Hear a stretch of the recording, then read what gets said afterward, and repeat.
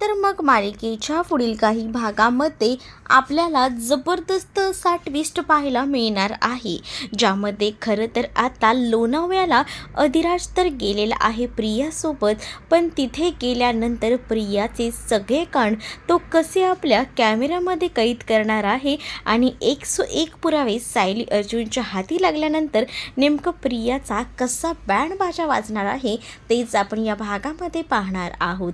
त्यामुळे व्हिडिओ शेवटपर्यंत नक्कीच बघा. दुसरीकडे आता तिकडे पोचल्यावर लोणावळ्याला गेल्यावर अधिराजने लगेच सायलीला कॉल करून याबद्दल इन्फो केलेलं असतं की इथे आम्ही पोचलेलो आहोत. सायली म्हणत असते की तुम्ही तिच्यावर लक्ष ठेवा, ती कुठे जाते, कुठे काय करते, या सगळ्या गोष्टी बारकाईनं बघा हे देखील आता सांगितलेलं असतं. सायलीने आता या सगळ्या गोष्टी इतक्या परफेक्टली सांगितलेल्या असतात ना की आता बरोबर तिच्यावर लक्ष ठेवायला मात्र बरोबर अधिराजला ठेवलेलं असतं. सायलीने सांगितलेलं असतं की बघा ती काही करेल, तिच्या छोट्या छोट्या गोष्टींकडे लक्ष द्या. तर अधिराज म्हणतो की तुम्ही काळजी करू नका वहिनी. तर दुसरीकडे मात्र प्रियाने आता अश्विनला कॉल केलेला असतो. ती आता त्याला कॉल करून ती पोचलेल्याचं सांगत असते. अश्विन आता तिला म्हणत असतो की तुझ्या मागून मला कसलासा आवाज येतोय, म्हणजे अगदी मुलाप्रमाणे, कारण अधिराज तिथे फोनवर बोलत असतो आणि रूममध्ये कोणी नसल्यामुळे तो आवाज थोडासा का होईना अश्विनला ऐकू जात असतो. तर आता प्रिया सांगत असते की नाही रे, माझ्या आजूबाजूला तर कोणताही मुलगा नाही आहे. खरं तर मी मॅडमसोबत एका रूममध्ये आहोत. मॅडमने 5 स्टार हॉटेल बुक केले. तुला सांगते आज येणं मला इतका आनंद झाला आहे ना की काय सांगू तुला, म्हणजे आज मी असं एकदम सक्सेस झाल्यासारखं वाटते. पण दुसरीकडे आता अश्विनला तो आवाज आणि त्या गोष्टी कुठेतरी संशयास्पद वाटत असतात. अश्विन फोन ठेवतो. दुसरीकडे आता प्रिया ही इकडे आलेली असते आणि त्यामुळे ना प्रियाला असं वाटत असतं की काही झालं तरीसुद्धा आता ना आपण एक गोष्ट करायला हवी आणि त्यामुळेच ती आता हळूहळू का होईना त्या अधिराजच्या जवळ येत असते. ती म्हणत असते की मुलांना आणखीन काय हवं असतं, त्यांच्या जवळ असणाऱ्या मुली. आता एकदा का ह्याला वेड लावलं ना की हा मला सोडून दुसरीकडे कुठेही जाणार नाही, असाच विचार ना आता मात्र इकडे प्रिया करत असते. प्रिया विचार करता करता इतक्या नीच पातळीला जात असते ना की ती आता इकडे असणाऱ्या अधिराजच्या जवळ जाण्याचा सुद्धा प्रयत्न करत असते. अधिराज तिच्यापासून लांब होत असतो, पण ती मात्र आता अधिराजला जराही लांब करायचा बघत नसते. उलट ती अजूनच त्याच्या जवळ जात असते. तो स्वतःचा हात तिच्या हातातून सोडवत असतो, कारण त्याला माहिती आहे की आता ते एका बंदिस्त रूममध्ये आहेत. पण या सगळ्यामध्ये ना काही फरक प्रियाला पडत नसतो, कारण प्रियाने याआधीसुद्धा बरेच असे जे काही गोष्टी आहेत त्या मुलांसोबत केलेल्या होत्या आणि त्यामुळे ना तिला आता या सगळ्याची काही पर्वा पडलेली नसते की कोण आपल्याबद्दल काय विचार करेल ते. तिला फक्त आणि फक्त स्वतःचा आनंद, स्वतःची मौज मजा एवढंच काहीसे माहिती असते आणि म्हणूनच आता ती फक्त या सगळ्याचाच विचार करते की एकदा का आपण ह्याच्या जवळ गेलो की आपल्याला हव्या त्या गोष्टी मिळतील. आणि म्हणूनच ना ती हळूहळू का होईना त्याच्या अगदीच ना जवळ जात असते आणि जेव्हा त्याच्या जवळ जात असते तेव्हा त्याच्या शर्टाची बटणंसुद्धा ती काढायचा प्रयत्न करत असते. आणि ह्या सगळ्या गोष्टींनंतर आता जो अधिराज असतो तो कसा शांत बसलेला असतो. दुसरीकडे मात्र आता प्रिया तर घरी आलेली असते, पण इकडे असणाऱ्या अश्विनला प्रियावर संशय येत असतो. म्हणूनच तो आता एका वेगळ्याच नजरेनं बघत असतो. त्याला आता कुठेतरी डाऊट येत असतो आणि म्हणूनच तो आता तिच्याकडे बघतच तिला म्हणत असतो की नेमकं काय चाललेलं आहे तुझं ना. आता प्रियाच्या बॅगमध्ये त्याला आता एक चिक्कीचं पॅकेट सापडलेलं असतं, ज्यामध्ये खरं तर ना आता जी लोणावळ्याची चिक्की असते, खास करून ती लोणावळ्याला गेलेली असते, ते या कारणावर ना कुठे ना काय होईना आता या अश्विनला कळत असतं. अश्विन तिला विचारतो की अगं तू तर बँगलोरला गेली होतीस, मग तुझ्या बॅगेत ही लोणावळ्याची चिक्की कशी काय. त्यावरती आता मुद्दामूनच ना अश्विनला सांगत असते की ते काय आहे ना, काल आम्ही गेलेलो असताना तिकडे माझ्या मॅडमने मला ती दिली होती आणि मग काय तीच मी बॅगेत ठेवली, खायची राहूनच गेली आणि त्यामुळेच राहून गेली आणि तुला दिसली. तू समजतोस ना तसं काही नाही. मी बँगलोरलाच गेले होते.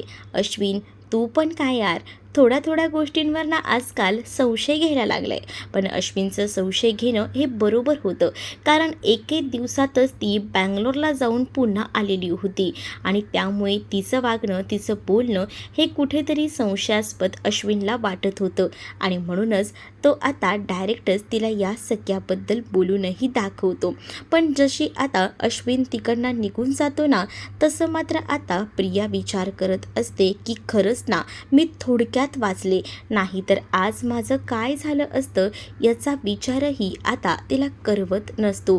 कारण ती विचार करते की कसं कसं मी या सगळ्यातून वाचते, पण कुठून तरी फसते. पण मला या अश्विनपासून जरा सावधच राहायला लागेल. ती आता बघत असते की बॅगेत अजून काही हॉटेलचं कार्ड वगैरे तर राहिलेलं नाही आहे ना, ते सुद्धा ती बॅगेत चेक करत असते. कारण जर पुन्हा काहीतरी भेटलं का पुन्हा ह्याचा संशय, आणि या सगळ्या संशयाने आता मात्र वैताग आला होता तिला. कारण एकतर संतोष तिला लोणावळ्याला गेलेला असताना भेटला नव्हता, त्यात तिची चिडचिड होत होती. तिला वाटत होतं की हे सगळं काही मी जर फसले गेले तर काय होईल याची मनामध्ये कुठेतरी भीती होती आणि म्हणूनच तर ती आता या सगळ्या गोष्टी ज्या आहेत त्या एकदम विचारपूर्वक करत होती. दुसरीकडे अर्जुन आणि सायली हे दोघंही जण सँडीला भेटायला गेलेले असतात, कारण आता सँडीने त्यांना भेटायला बोलवलेलं असतं. सँडीनेच अर्जुन आणि सायलीला सांगितलेलं असतं की माझा एक मित्र आहे आणि त्या मित्राकडनं मला बरेचसे असे पुरावे मिळाले आहेत. अर्जुन सायली विचारतात की कशा संदर्भात पुरावे तुला मिळाले आहेत. त्याच वेळेला खरं तर ना, माझा मित्र आहे, म्हणजेच एक मित्र होता, त्यालासुद्धा हिनं फसवलं होतं आणि त्या मित्राकडनं हिला दिवससुद्धा गेले होते. पण त्यानंतर माझ्या मित्राने तिला म्हटलंसुद्धा होतं की आपण लग्न करूया, पण तिने नकार दिला होता. का तर तिला या सगळ्या गोष्टीत अडकून पडायचंच नव्हतं. तिला फक्त पैसे हवे होते आणि त्यासाठी ती फक्त त्याच्यासोबत होती, कारण तो खूप जास्त पैसेवाला होता. त्यानंतर तिने अबॉर्शन करून टाकलं होतं. ही गोष्ट आता जेव्हा सायली अर्जुनला कळते तेव्हा मात्र खूप मोठा धक्का बसतो, कारण त्यांना माहितीही नव्हतं की प्रियाचे असेही काही रंग असतील आणि त्यामुळे आता प्रियाबद्दल एवढं मोठं सत्य कळल्यानंतर सायलीला तर धक्काच बसतो. सायली आता अर्जुनकडे बघतच बोलत असते की एवढे दिवस आपल्याला असं वाटत होतं की प्रिया फक्त पैशांसाठी वापर करून घेते, पण ती इतक्या खालच्या थराला जात असेल असा तर आपण विचारही केला नव्हता. मग आता अर्जुन आणि सायली सँडीला सांगत असतात की तू बोलतोयस त्या पद्धतीने विचार करण्यासारखी गोष्ट आहे. प्लीज प्लीज जरा तुझ्या त्या मित्राकडनं ते रिपोर्ट्स मिळवायचा प्रयत्न करशील का, कारण आपल्यासाठी हा एक सुद्धा मोठा पुरावा असू शकतो, ज्यामध्ये आपण अश्विनसमोर हा पुरावा आणून प्रियाची तर पूर्ण वाट लावू शकतो. त्यावर मात्र आता आम्ही तो पुरावा शोधायचा प्रयत्न करतोय. पुरावा एकदा का मिळाला ना की मी नक्कीच तुम्हाला तो देईन, काळजी करू नका.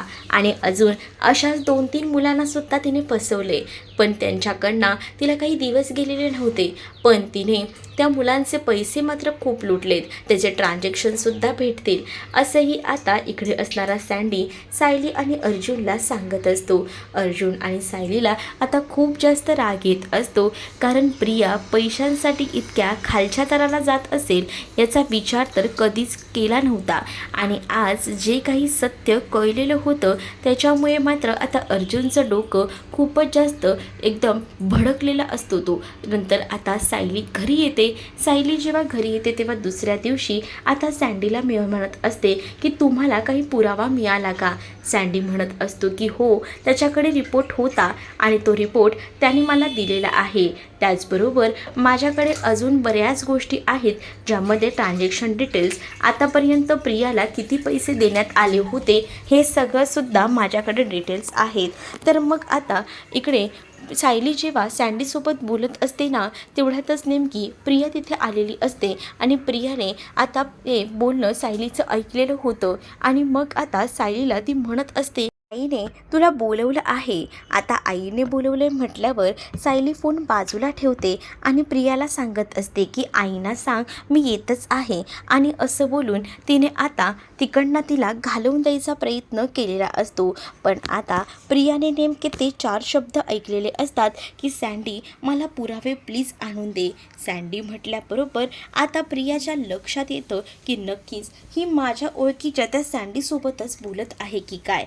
मग आता दुसरीकडे पाहायला मिळत असतं की सायली जी आहे ती पुन्हा एकदा त्या सँडीसोबत बोलत असते. प्रिया तर निघून गेलेली असते आणि आता सायली बोलत असतानाच त्या सँडीला सांगत असते की तू ते पुरावे घेऊन मला भेट. माझी मैत्रीण जी आहे ईश्वरी ती तुला भेटेल असंही आता सांगितलं जातं. आणि तेव्हा या सगळ्या गोष्टी जेव्हा सांगितल्या जातात ना तेव्हा मात्र आता तो पुरावा घेऊन निघालेला असतो. ईश्वरीला पोचायला थोडा उशीर झालेला असतो.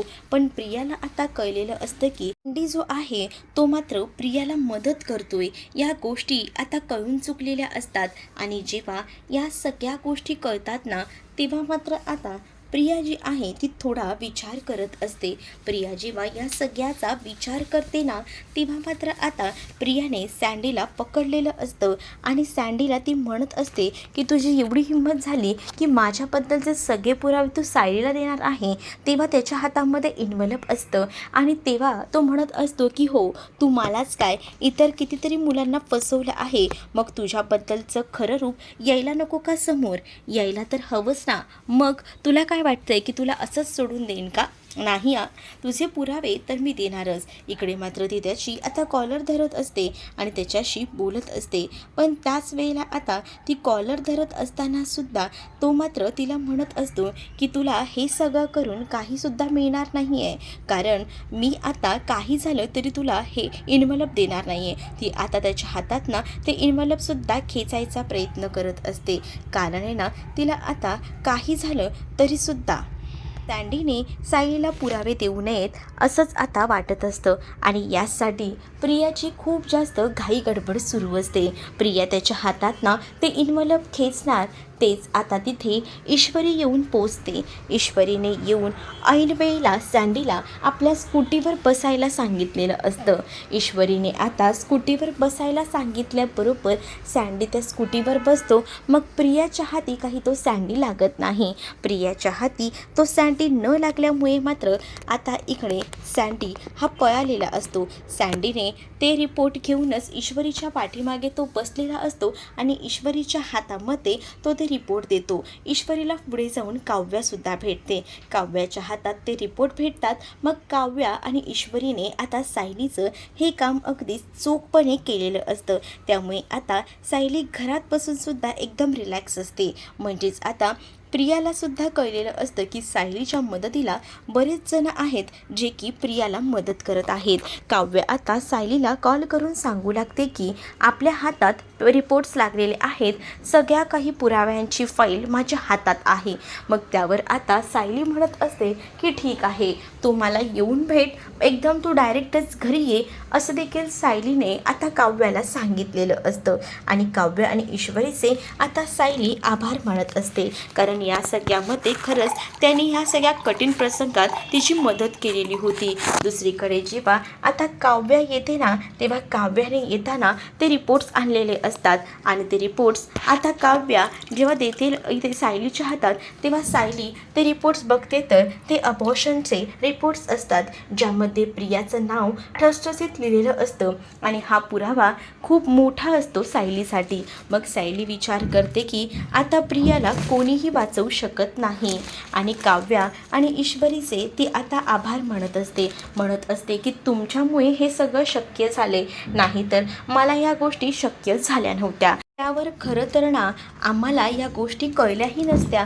पण कारण आहे ना जी प्रिया आहे ती बरोबर तिचा पाठलाग करत तिथपर्यंत पोचली होती. पण ईश्वरीने ऐन वेळेला जी काही स्कूटी घेऊन तिने पळ काढला ना त्यामुळे थोडक्यात का होईना वाचलो आपण. नाहीतर हे रिपोर्ट्स आपल्या हातात काही लागले नसते असंही आता म्हटलं जात असतं. सायली म्हणत असते की हे सगळं काही तुमच्यामुळे शक्य झाले, नाही तर मला एकटीचीने काहीच जमलं नसतं असंही ती आता म्हणत असते. दुसरीकडे आता काव्या म्हणत असते की पुढे तुम्ही सगळीजण ह्याचं काय करणार आहात, पुढे विचार केलाय का? तर आता सायली म्हणत असते की हे तर पुरावे आहेतच, आम्हाला अश्विन भाऊजींसमोर आहे ना तिचा खरा चेहरा आणायचा आहे आणि यासाठी ती मागे अश्विन भाऊजींच्या काय काय करते ना हेच आम्हाला तिला दाखवायचं आहे. मुळात आहे ना तिचं जी काही मर्यादा वाढत चाललेली आहे, तिने ज्या काही गोष्टी केल्या आहेत ना त्या कुठेतरी थांबायला हव्यात. यासाठी आमचे प्रयत्न हे नेहमी सुरू असतात. तसाही आताही आम्ही तसाच प्रयत्न केला. दुसरीकडे आता इकडे अधिराजचा सुद्धा कॉल आलेला असतो अर्जुनला आणि अधिराजने सुद्धा अर्जुनला काही गोष्टी सांगितलेल्या असतात, ज्यामध्ये अधिराजने सांगितलेलं असतं की हॉटेलमध्ये गेलेला असतानाचा तो प्रसंग आणि तो सगळा प्रसंग त्याने आता रेकॉर्डसुद्धा केलेला असतो. आणि या सगळ्याबद्दल जेव्हा तो सांगतो ना आणि जेव्हा तो फोटो पाठवतो तेव्हा मात्र खूप मोठा धक्का इथे असणाऱ्या चैतन्य त्याचसोबत सायलीलासुद्धा बसतो. म्हणजे आता त्यांच्या हातात ते रिपोर्ट होते जे काही अबॉर्शनचे होते, त्यातच आता या सगळ्या काही गोष्टी म्हणजेच जर हिला काही हवं असेल तर ते मिळवण्यासाठी किती खालच्या थराला जाऊ शकते ही, ह्यासुद्धा गोष्टी ज्या आहेत त्या आता सायली अर्जुनच्या हाती लागलेल्या असतात. अधिराजने काही व्हिडिओज काही फोटोजसुद्धा सायली अर्जुनला पाठवलेले असतात, जेणेकरून आता सायली अर्जुनच्या हातात बरेच पुरावे असतात जे की लग्नाच्या आधीच्या अफेअरचे आणि लग्नानंतरच्या अफेअरचे सुद्धा प्रियाच्या आहेत. आणि त्यामुळेच ना आता सायली अर्जुनला हेच वाटत असतं की आता खूप झालं, पाणी डोक्यावरनं जात आहे, आपल्याला अश्विन भाऊजींना सावध करावंच लागेल, त्यांना या सगळ्या गोष्टी सांगाव्याच लागतील असंही आता सांगितलं जातं. आणि त्यासाठी त्यांची खूप जास्त झटापट सुरू असते. तर तुम्हाला हा भाग कसा वाटला आहे हे नक्कीच मला कमेंटमध्ये सांगा. आता नेमकं सायली अर्जुन अश्विनच्या समोर प्रियाचं हे सत्य जेव्हा समोर आणतील तेव्हा नेमकं अश्विन काय स्टँड घेईल हे पाहणंसुद्धा तितकंच इंटरेस्टिंग असणार आहे. ईश्वरी आणि काव्याने जी काही साथ दिलेली होती सायलीला, त्यामुळेच आता ह्या सगळ्या काही गोष्टी सायलीला शक्य झालेल्या होत्या. तर तुम्हाला हा ट्विस्ट अँड टर्न्स कसा वाटला हे कमेंटमध्ये नक्कीच सांगा. आणि अशाच नवनवीन भागांसाठी आपल्या चॅनलला सुद्धा सबस्क्राईब नक्कीच करा. व्हिडिओ आवडला असेल तर लाईक करायला विसरू नका.